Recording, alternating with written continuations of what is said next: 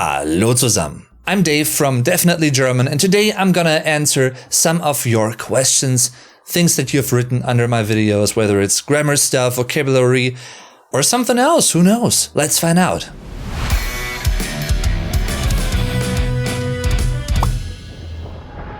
Pedro LRN says, Dave, thank you for the helpful video. I have a question. Is there a difference between darauf and drauf? Well, Pedro, thanks for the question first and foremost. The answer is that there isn't really a specific difference.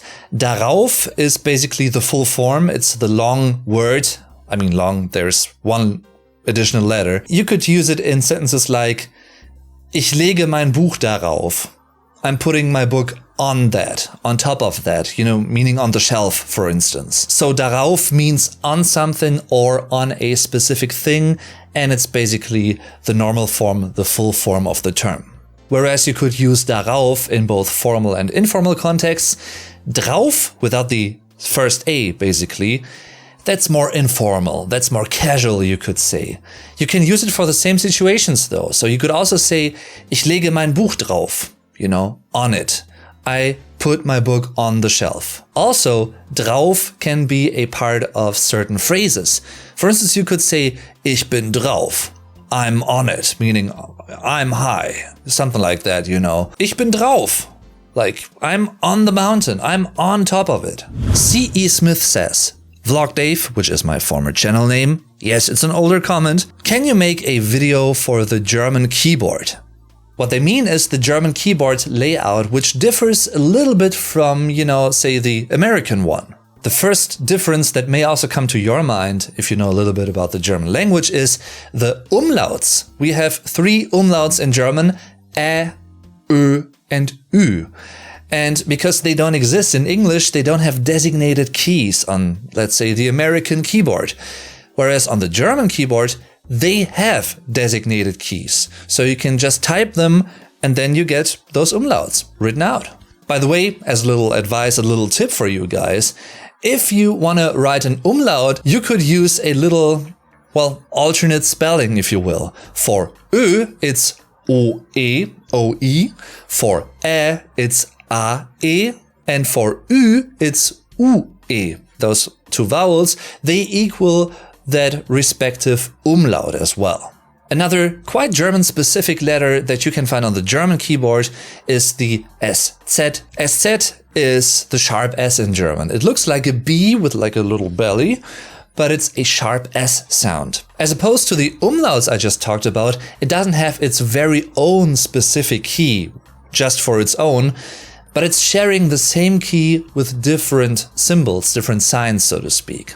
For typing the sharp S, you can simply click that key. For typing the question mark symbol, you have to click Shift and the Eszett key. And for typing the third symbol on this key, which is the backslash, simply click Alt-GR, meaning, the right Alt key, and that Eszett key. Trivia fact, by the way, no German word starts with an Eszett. That doesn't exist. However, you can find it in quite a few German words, for instance in die Straße, singular, die Straßen, plural, the street.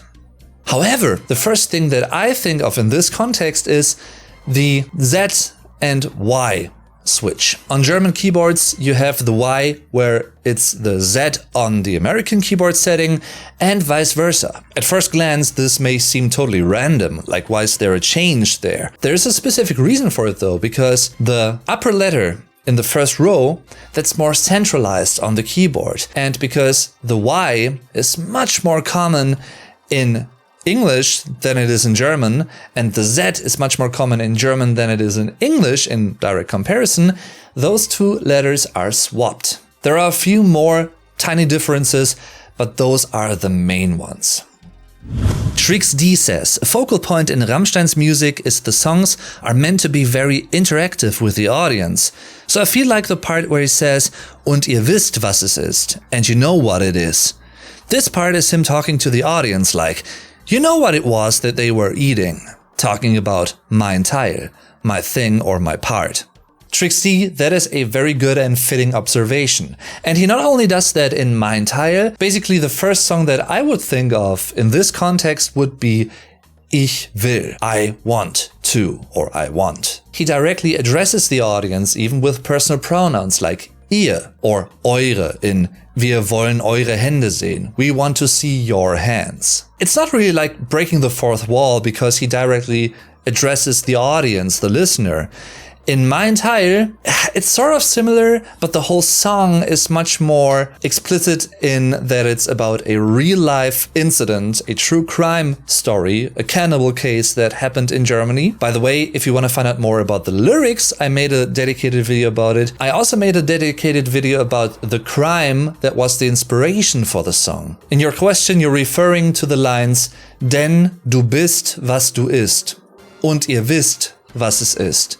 Because you are what you eat and you know what it is. Depending on how you want to interpret this, you could either say that the lyrical I is directly addressing the partner in crime in a literal way, even in this case, and they are addressing you as the listener, in which case they would be breaking the fourth wall. So both could apply here. Either way, great song. Quite deep and tragic even. I hope you could take away something from this video and learn something new. Feel free to ask along in the comments down below. And with that being said, thanks very much for watching, for subscribing, for supporting the channel in any way, shape or form. Much appreciated. It's a big help. Thank you so very much from the bottom of my German heart. And with that being said, tschüss und bis zum nächsten Mal.